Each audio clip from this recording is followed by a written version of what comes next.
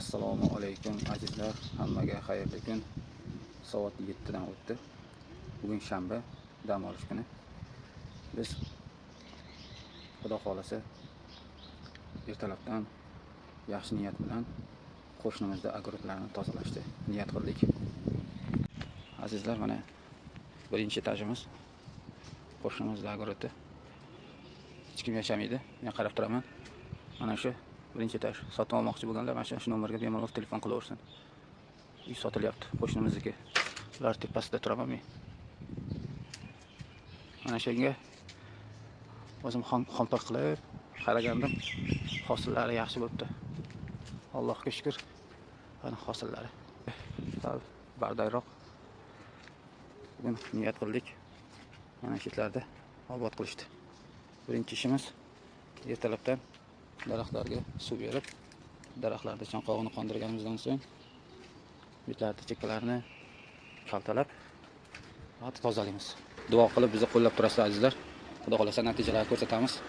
Mana ko'rib turibsizlar, eng o'pkaga zarar qo'shnimiz zarasi ko'p chekyapti.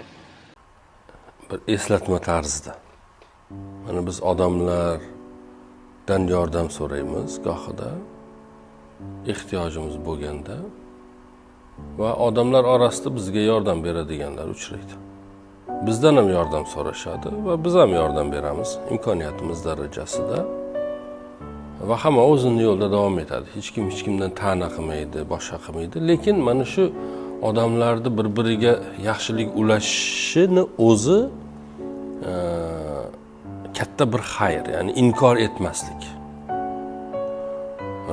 Odamlarni bir-biriga ko'maklashayotganligini xabarini eshittirishni o'zi bir xayr.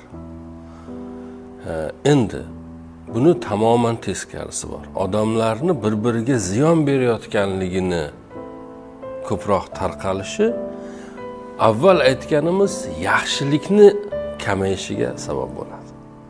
Nega odamlarni o'zaro nimasi? Masalan, bir jamiyatda yomonlarni ko'payib ketayotganligi aytilsa yoki yaxshilik javobini olmayotganligi aytilsa, to'g'rirog'i yaxshilik qiluvchilar o'ylab yaxshilik qilishga majbur bo'lib qoladi. Chunki ehtiyotkor bo'lib qoladi. Biz jamiyatimizda hatto yaxshilik qilishdan qo'rqadigan odamlar ham borda. Qayerdandir bir bu yaxshilikni qayerdan topib qilyapsan deb bir tarsaki kelib qolmasin deb yashaydiganlar ham bor. Eshitganmiz, bilamiz.